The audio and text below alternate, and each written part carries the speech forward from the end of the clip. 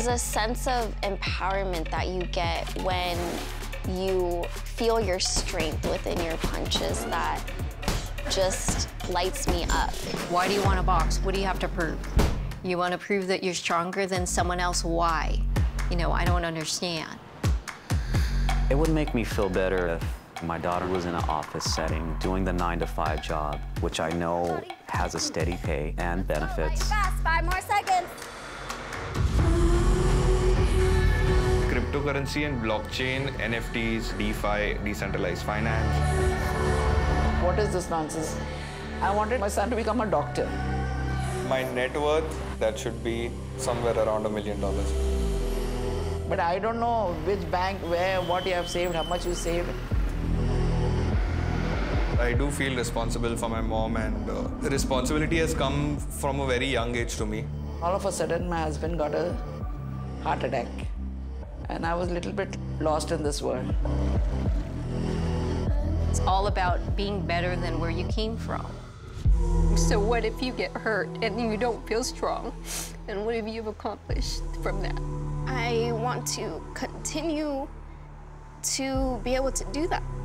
It hurts when they can't understand me.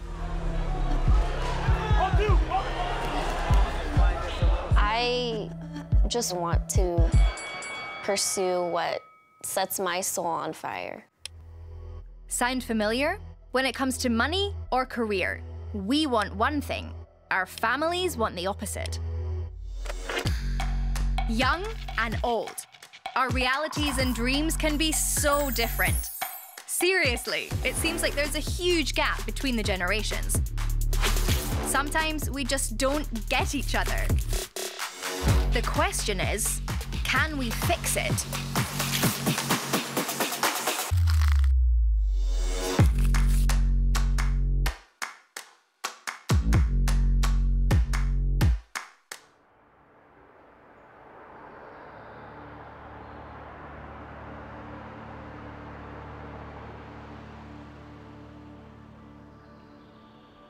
The story of my tattoo is basically saying that on the basis of tech, there's a scorpion who's trying to get a Bitcoin. Scorpion because that's my star sign, and all the money that I've pooled into Bitcoin is from earnings from building different apps and websites.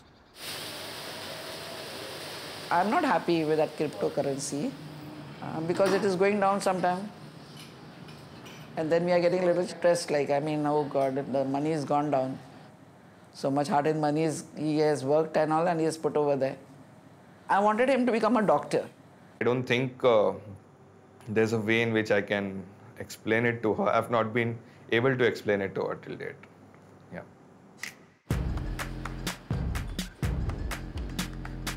I've always enjoyed machines and computers over people.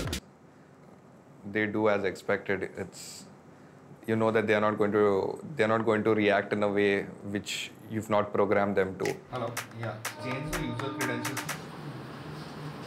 I think there is one big gap, and it's more so like an age gap because they are not able to understand how this technology works. Manuel? Yeah, coming. So currently I live with my mom and my uncle in Mumbai. You didn't put your TV? And Manuel, have you ever lost this money in this transaction in the cryptos? So when you're trading, obviously you can't always make money, right? There have been times, of course. But I would like to advise you. But then loss would happen even if you put in the stock market, right? Yeah, that is there. That is there. That is there. But you know what I want to suggest is that when you have made a substantial chunk of money, then at least I would say that you have to put 50% in other investments, not only in the cryptos, because of the volatility of the market.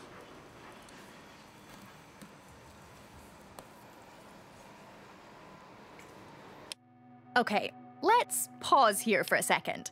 Manuel's uncle is not the only one worried about market volatility. Cryptocurrency has become a popular gateway to the financial markets for many young Indians. In early 2023, 150 million people in India owned cryptocurrency. That's more than any other country worldwide. But to most older Indians, the idea of cryptocurrency is still alien. They prefer more traditional, tangible investments like gold, houses, or even stocks and bonds. Money is a huge issue between the generations in India, and Manuel's family is no exception.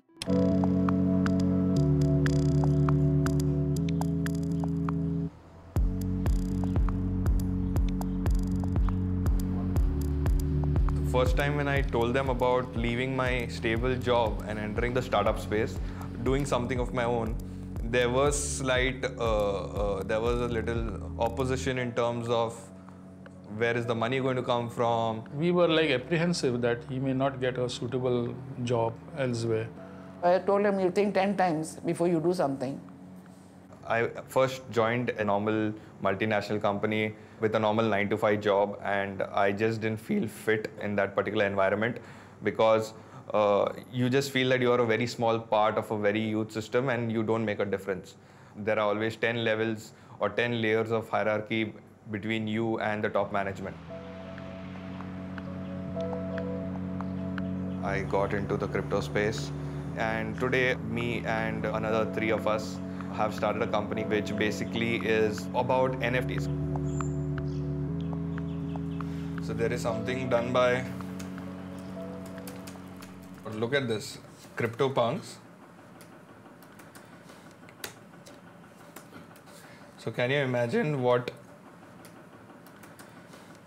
these images online are being sold for today?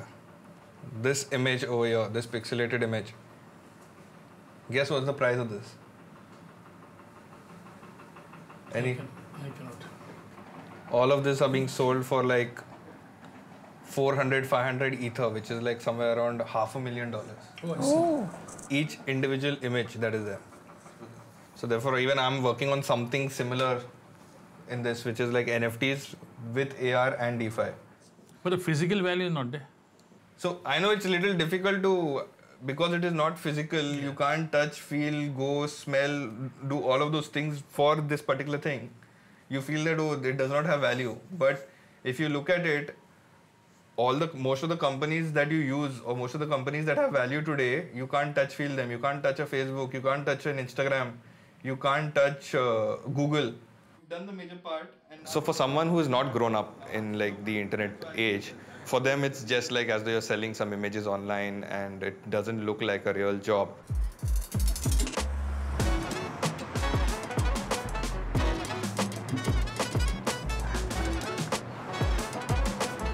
I was raised in San Diego, California.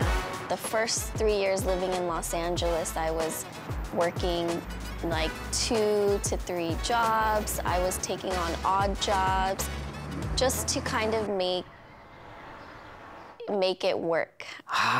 When she moved to LA, I think it just was too many things for her to do, and I think she couldn't just pick one. I knew that there was still something for me in Los Angeles that I had yet to find. Just being in San Diego, I think, it's just all about family. What we like to do, what we do on a weekly, weekend basis.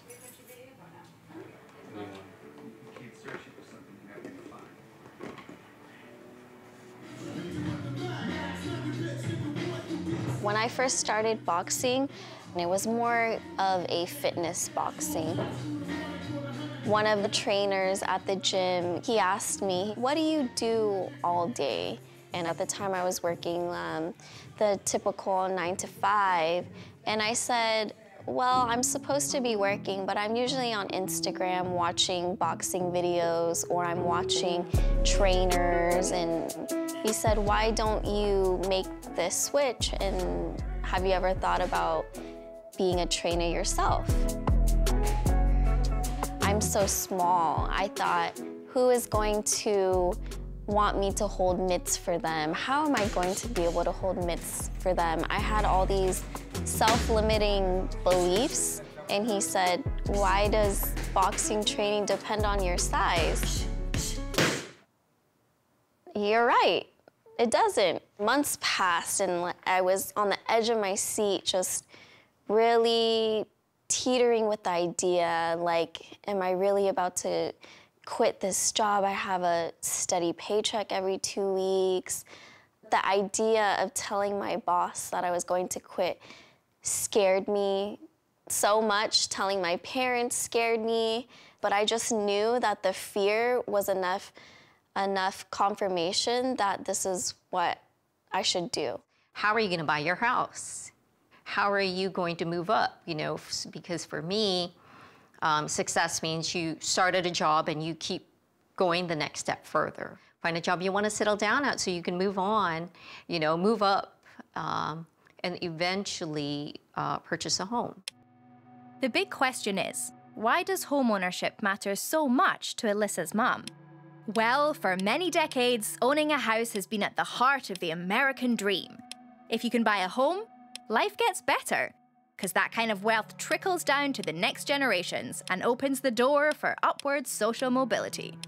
But for young Americans, the dream has become less and less attainable. First, the mortgage crisis in 2008, and then COVID. Conditions are harsh. When Alyssa's generation turns 30, their chances of owning a home will be 14% lower than her mom's generation at the same age. This is not what I had envisioned for my child.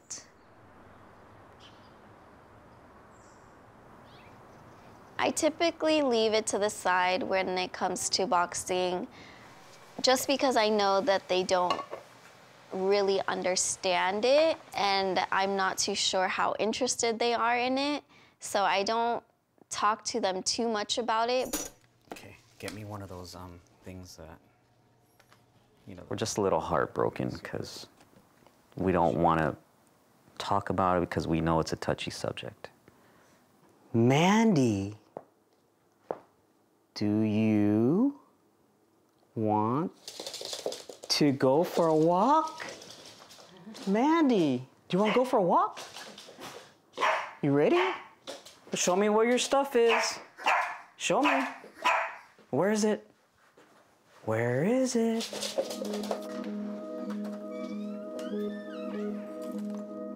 I don't choose to live in the same city, but being in my 20s is a good time to be a little unstable and, you know, hustle and take some risks. It just has to be stable. Stability is what makes me feel comfortable. Stability.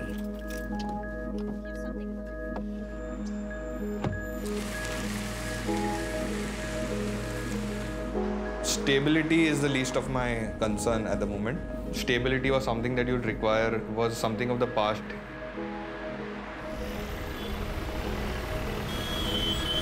When I got married, it was a happy time. And all of a sudden, my husband got a heart attack. At the age of, my son was 3 years old. And I was a little bit lost in this world. So I started praying. God has heard my prayer.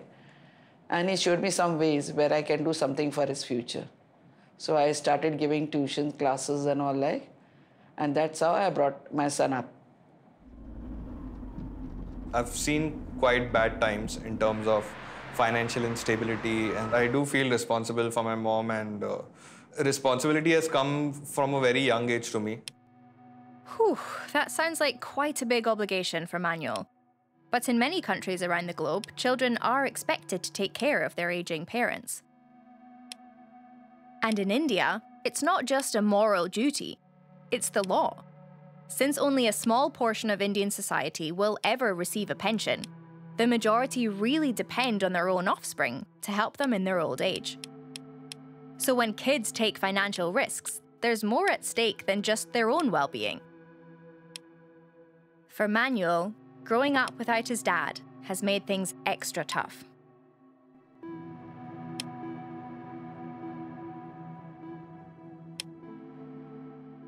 I need to provide for my home, to provide for my mom, and to see to it that things are fine.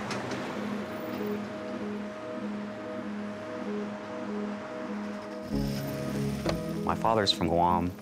My mother's from the Philippines. They divorced when I was 10. And I never really had a father growing up. My mom was a single mom. She pretty much raised us.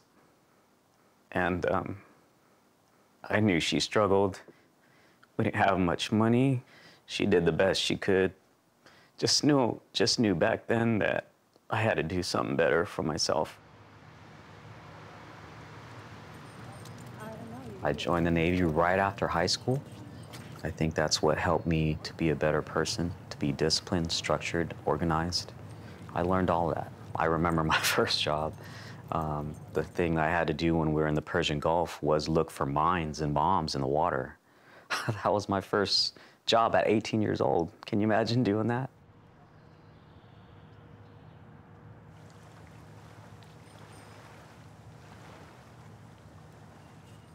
It's all about being better than where you came from. And we realized it from a very young age because my parents always talked about it, that they brought us to the United States to give us a better life. For me, to have children who are monetarily successful is my way of showing my parents, like, you know, I've succeeded as a parent. Being Asian American and from a family of immigrants in general, there is the responsibility to continue that legacy into the next generation. Do you know that feeling of just having so many expectations weighing down on you? Studies show that many children and grandchildren of immigrants experience it. The pressure to succeed, to prove that their family's sacrifices were not in vain. And this experience might be more common than you think, all around the world. In the US right now, every fourth child is born to an immigrant parent. And by 2050, it will be every third.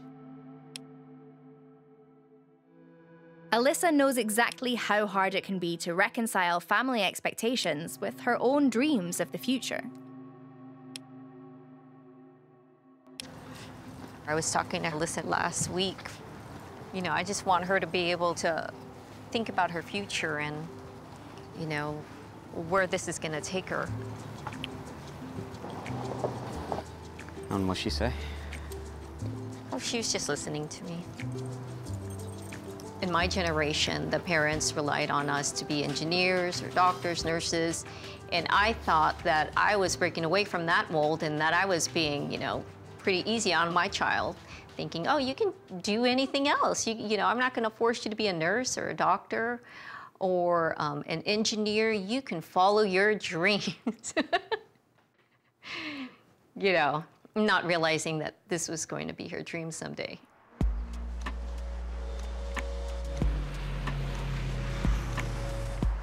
My generation are trailblazers.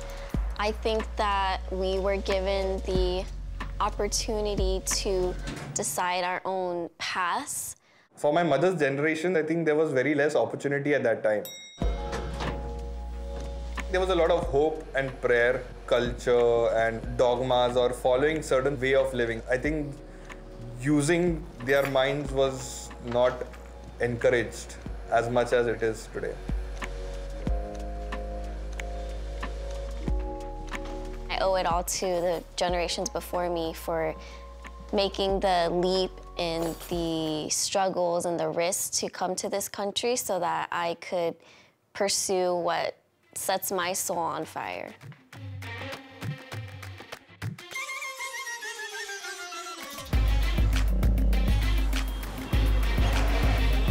At the age of 60 or 70, I would not like to summarize the entire 40 years of working in like 2 minutes. Once you've completed your engineering degree, you already have a fallback. I don't understand why after even having these kind of cushionings, people do not take risks. They would not want to start something of their own. They are much more happy working for Google, but not creating a Google. You want to advertise on screens in Mumbai, Delhi, Bangalore, banner sizes or image sizes that you need, push it through. Obviously, it's going to be super popular. Creates that kind of hype, NFT artworks in the metaverse and in different metaverses. You're fighting for that visual space. Ultimately, decentralized is the future. Put up a plan, crowdfund our platform. Once you enter into a startup mode, things become a lot more easier in terms of you'll be able to figure ways in which you can make money. My appetite for risk is huge. I don't want him to take a risk. A person who doesn't have the ability to take risk, I don't think can enter into the crypto space. There are a lot of fraud things are happening. He's saying, Mummy, you don't worry about that.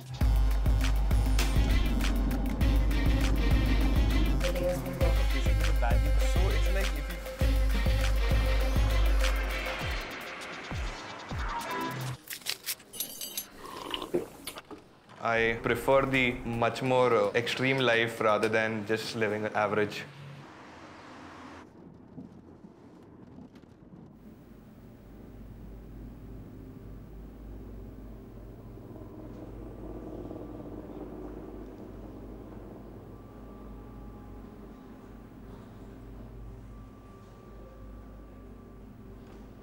I don't want him to take a risk, and I want to tell him, Baba, just tell us wherever it is, and when it is shooting up, just remove half the thing and keep aside. Because even we need for our emergency, we never know what is stored tomorrow for us.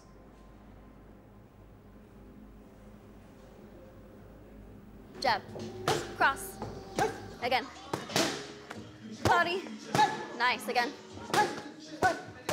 slip, 2 more times, again, 1 more. After that, you're gonna slip and give me a hook cross after. I come home from like 11 or 12-hour days, and obviously, like physically, I'm super tired. Rest.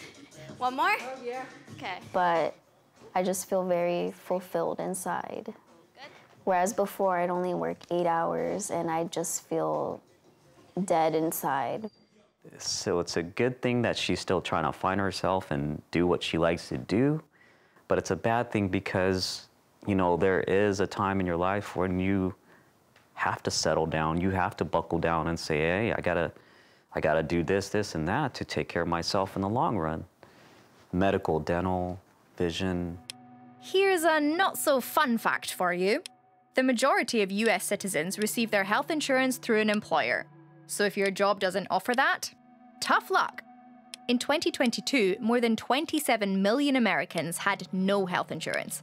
That's just over 8% of the population. And more than half of all personal bankruptcies are due to unpaid medical bills. So you get why he's worried? A home, food on the table, money, savings. Is there an alternative plan if something happens where the boxing doesn't work out? Where, let's say, she gets injured, she gets head trauma, something happens. What is our next plan? Let's go, 30 seconds. Come on, Heather. Body, hook, cross. I might get a bloody nose or a broken hand, but again, I am willing to take the risk and the pain. I've never seen my daughter box live. If I were to see her get hit, in my mind, I would probably think, oh, there goes her spleen, there goes her kidney. That's what I would see. Time. We did a half round extra, so. I definitely want to have my first amateur fight. 3 full. And hopefully have 3 to 4 fights within a year. And just hopefully have an undefeated record.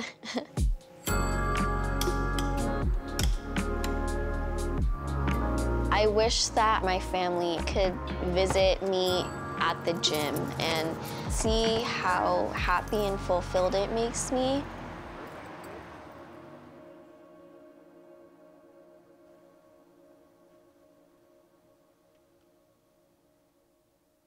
It hurts when they can't understand me because I think that all of the best qualities that I have gotten because of how they raised me is what has led me to where I am today. And I wish that they could see that.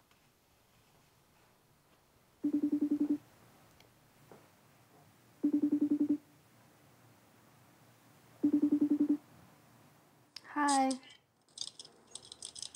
I just, I'm worried about Mom and Dad, about what they'll say when I tell them that I actually am going to pick up a, fight in an actual match.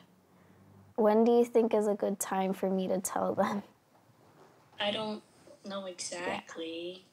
Just rip the Band-Aid off. So tell them. Next time you see them. Tell them as soon as possible? Mm-hmm. I think so. If this is truly what you want in life, then you should be open about it. I mean, it's your life. You decide what you want in life. I think it's inspiring for me because I look up to you, and it's very helpful for me to try to attempt doing something I would love doing. I just don't know what that is right now.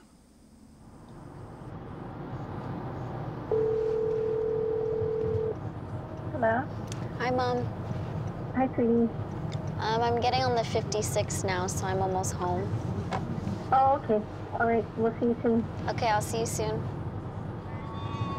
Yes, the Audio Power Mornings with Letty and Teddy. And like I said earlier, big ups to our parents for just teaching us valuable lessons. Right from wrong. Like right from wrong, how to tie your shoe. Like little things that are helpful later on in life.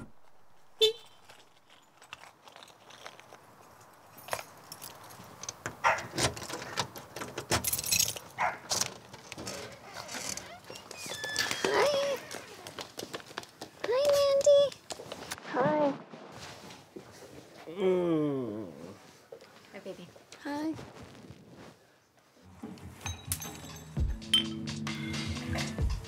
Yep. Gotta have that beer when you're grilling.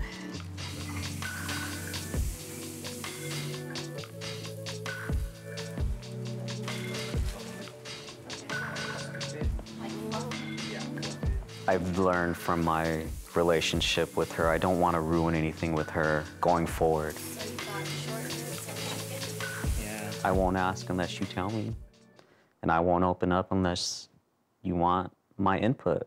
When she had her last job, we would be able to have conversations over dinner, and I would talk to her like, how's your job? And ever since she started doing the boxing training, I felt like our dinner conversations got shorter or quieter because it wasn't like a conversation that I really wanted to talk about. Please, Father God, always protect us, lead us, guide us, protect us from evil and harm, watch over us, and thank you for all the many blessings that you provide for us. In your most holy name, Father God, in Jesus' holy name, amen. Amen. All right. That's chicken, right? Yeah. Yeah, we prayed already. Yeah, we prayed. Dang, Liz. I'm hungry. I would have loved if they knew exactly what I do. But I also feel that when one knows exactly what you're doing, then I would have to put a lot more thought process because I know that, okay, the other person or my mom is going to react in a certain way because she understands things. But right now, she's not able to understand certain things, so I'm free to take more decisions. Even if there's something wrong, I can figure my way out. And what about your this thing and all your job and all, like, is it okay for you? What you're doing right now? I don't know how to even explain in the first place. My mom is quite supportive.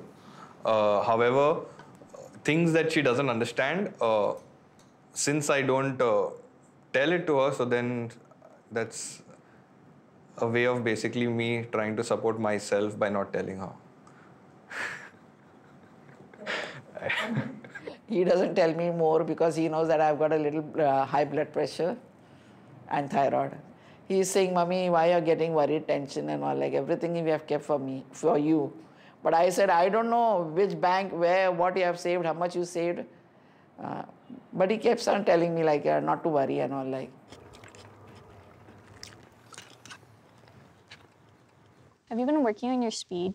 I feel like that would be helpful. Yeah, I've been working on, that's one thing that my coach has been working a lot with me is my speed, and yeah, but now it's good I'm eating a lot of protein so I can gain weight. Your plans are to continue boxing indefinitely, or? I've been working with my coach every week since last January, so he feels pretty confident that I'm ready to pick up a fight, and yeah. Well, some concerns that I have are, number one, it's never been discussed with us. It's not anything that you prepared us for mentally, and I don't think you've been really mentioning that you've been preparing for a fight.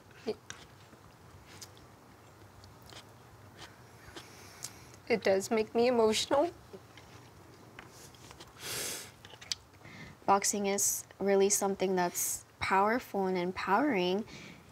And I think that there's something in some way that I can make an impact through the sport of boxing. And I think that it also stems from, you know, always wanting to prove to people that I am more than my size. You are, man. We never doubted that. We never doubted that. Never. And I told you that with your height and your size that you were going to make a big difference. And it doesn't have to be with boxing. There's other ways that you can make a big difference in the world. And we talked about that. You know, we talked about you were going to do great things someday with your height. You know, your whole point is to feel strong. So what if you get hurt and you don't feel strong? And what have you accomplished from that? I want to know. Well, it's about getting back up. Boxing is like a life metaphor. It's not, you know, how quickly you get up. It's whether you do get up. And I know that I have the willpower to be able to get up after, you know, getting hurt. And I've tried so many different things. I've had so many different jobs seeking to finally feel like it was a way that I could inspire others in some way. And with one of the clients that I train twice a week, and I've been training her since October, I've seen her progress and I've seen her body change and her confidence change. And I want to continue to be able to do that. She is also, she found me because she's also an Asian American, and, you know, we've discussed how stereotypically we're seen as weak and fragile.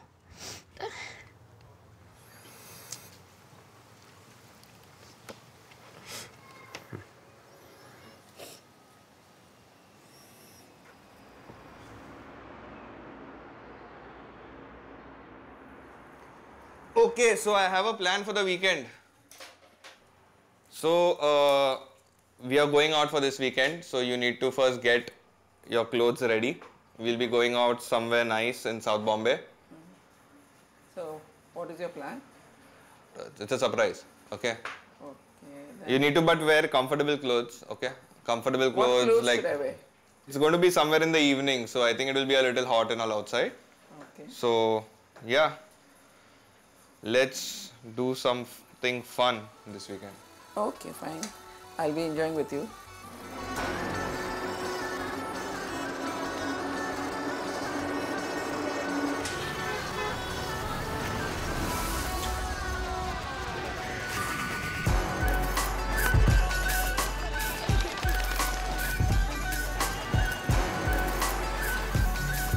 Money is a medium.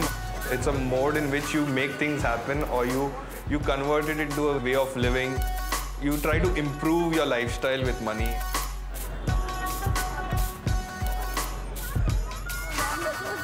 We don't express much to each other. We don't talk a lot. But I think that's just the way we've been growing up together. So if we have like a good experience or a new place and all, we'll be more like exploring the place, exploring the environment, like being in the moment at that time, and not like talking about stuff or like trying to clutter the moment with some old thoughts.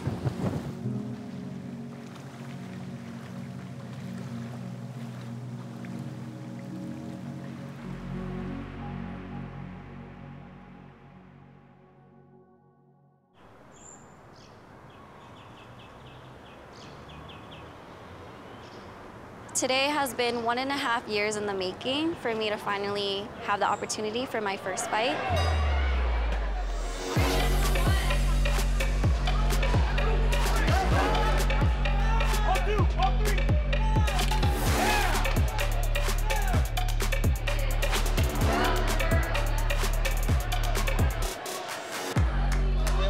a full 4-week fight camp. I was eating healthy. I was training with my coach 5 to 6 days a week, doing sprints or runs on top of sparring.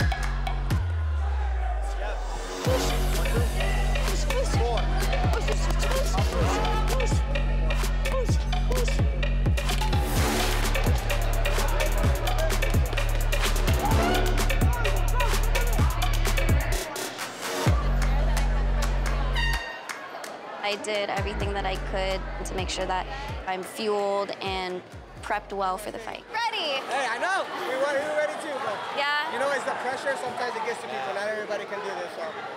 She what? She couldn't take the pressure. First fight? Maybe like second. Oh. She's a good girl, but it is what it is. You gotta get past the first. There was no fight today because my opponent didn't show up. Yeah. I didn't get to fight, and today I'm very disappointed, and that's the bummer for today.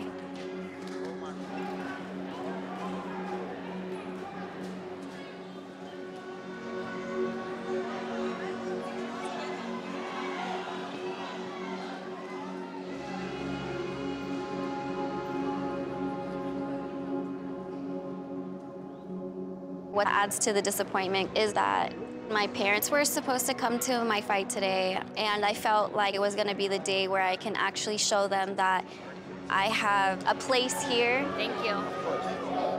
Just hearing that my parents were going to show up and come support meant a lot to me, and that was the win in itself.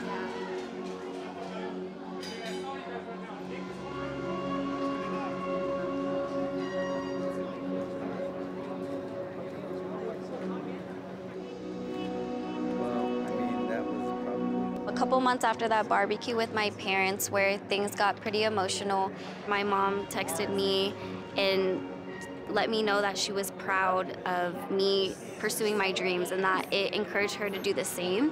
And when I went home for Father's Day, I showed my dad the basic punches. I taught him a combination, and then we decided that we were gonna do it every time I come home. And hearing his excitement helped me feel like I was one step closer to having them understand. He's gonna be in pain tomorrow. And he's gonna like say it over and over and over again. Action.